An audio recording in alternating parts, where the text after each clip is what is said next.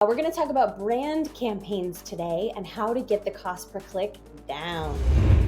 You can also see that the impressions went up, right? Money is going farther, bigger bang for your buck on this brand campaign. Hi everyone, Regina here with Solutions 8. We're going to talk about brand campaigns today and how to get the cost per click down.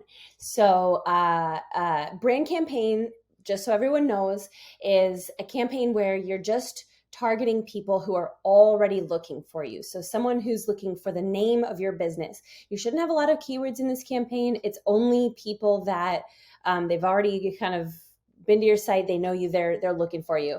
So you might have only one keyword, like if the name of your business has a unique word, that is the name, you could just use broad match and that would be your entire campaign with that one keyword.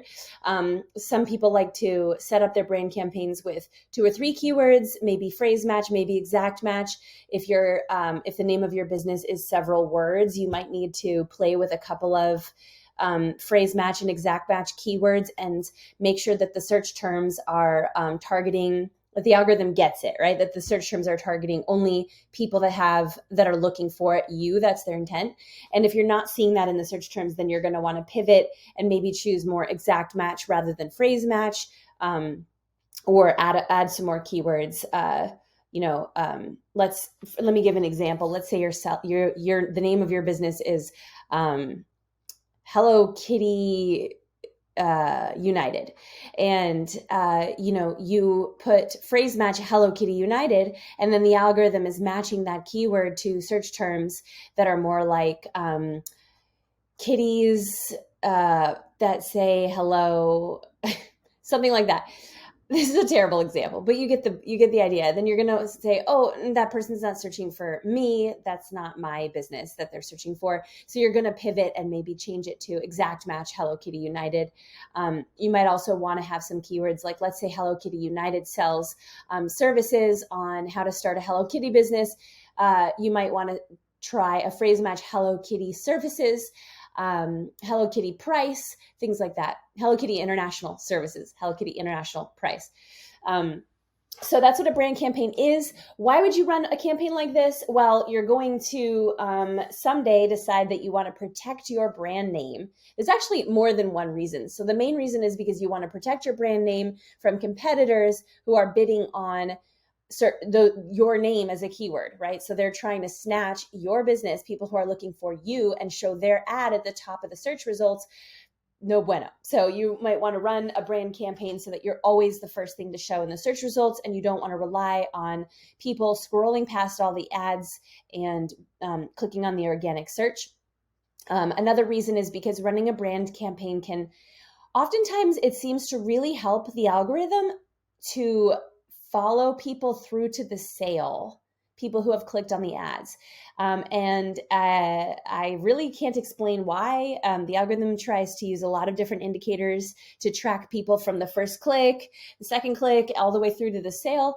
But sometimes it doesn't do a great job. So having a brand campaign there scoops up a lot of the people that have already clicked on one of the other ads. Now they're just coming back to you and looking for you and buying. And it makes the algorithm more easily be able to recognize that G-click because it's coming back and attribute it. So you tend to get more conversions showing in your Google Ads account. Okay, now onto the bidding and the cost per click. So a lot of people, when they're setting up campaigns, they are choosing a bidding strategy. Let me close my little face here and show you what I'm talking about. Here's a brand campaign. I'm going to go over settings, and we're going to look at the bidding, because that is what this video is about. Okay, so in the bidding strategy, it gives you a bunch of options. Actually, it's not giving me these options right now. Here we go. What do you want to focus on? Well, do you want to focus on conversions, conversion value? These are recommended. Or do you want to focus on other things like clicks or impression share? Not recommended by Google. And a lot of people will think, well, obviously I want conversions, so I'm going to focus on conversions. And that's what Google wants you to pick. You guys, I highly recommend focusing on conversions in other campaigns, especially when you have frequent conversion data points. That's when these recommended conversion actions work really, really well. But if you're a small business or if you're running brand campaign, my recommendation to you, since your main goal here is to protect the brand name and you probably don't have an unlimited budget to capture 100% of the people that are looking for you, my recommendation to you would be to make your cost per click as cheap as possible and just try to show up on the top of the page as much as possible. So you're going to tell the algorithm, I want to target impression share. And where do you want your ads to appear? I want it to appear at the absolute top of the results page, right? Not just at the top in the third ad slot. I want to be at the top of the top of the top because someone's looking for you. You don't want them to see the competitor ad first. You want them to see you first. So absolute top of the results page. And you're going to tell it, target 100% impression share. That's our main goal, right? We don't really care if this person clicks. They're a really, really hot or clicks or even converts. They're a super hot lead. They already know you. Not only do they already know you, but they're literally taking the time to type out the name of your business and find you. So they're probably going to convert. So what we want the algorithm to do is just try to take the limited budget that it has every day and spread it as wide reaching to protect the brand name as much as you can so that your budget can spread far. You can get the cheapest cost per clicks while also remaining at the absolute top of the results page. So it does mandate that you put in a maximum CPC bid limit. You can play around with this number. I think it's different for everyone, but you have to put something in here. So just choose a number that you want to start with, $1, whatever it is.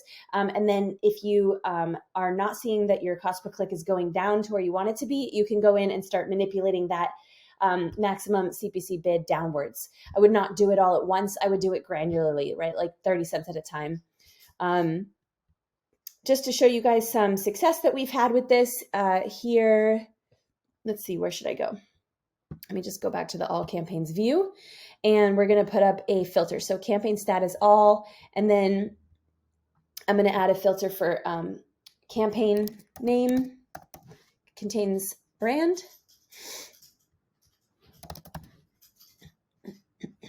So we can only see that one. Oh, that didn't work. That's because I have too many.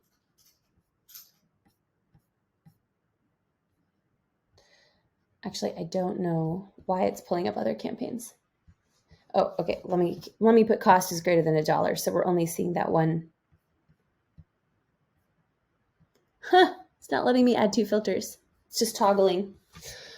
All right, let me go into this campaign then. That'll be easier. Okay, here's what we're going to do. CPC. So I changed when did I change the bidding on the brand? Let me go find that. Okay, here it is. So I changed this on February 13th. So we're going to go into the brand campaign and look on February 13th and up until yesterday and compare it with the previous period. We're going to see whether the cost per click went down.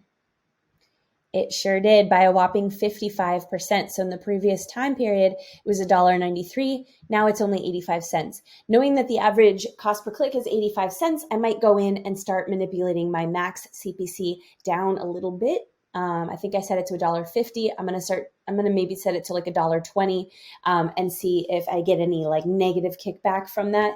But again, mostly I'm just trying to protect the brand name and get the cheapest cost per click while still remaining at the absolute top of the search page. So as long as it's spending my budget every day and I have the correct bidding strategy pulled up, I don't care too much what the cost per click is, rather more that I'm caring that it's trending downwards when I make this change. You can also see that the impressions went up, right? Money is going farther, bigger bang for your buck on this brand campaign. Now, this is not the case with non-brand campaigns. If it's an inbound campaign, people, you have a lot of competition, people are not warmed up, then you're going to want to not use this bidding strategy because getting a cheaper cost per click or more impressions is not necessarily a good thing, right? It could be causing your click-through rates to go down. It could be causing your conversion rates to go down. It could be causing your average order value to go down. And so in those campaigns, it's much more complicated and you're going to want to try different things to see where the happy balance is. But in this campaign, it's pretty straightforward. You want as many impressions as you can at the absolute top of the search page for the money that you have to protect the brand name. All right, I hope this has been interesting. Go ahead and give it a try and let us know in the comments whether your brand campaign is going farther. All right, thanks.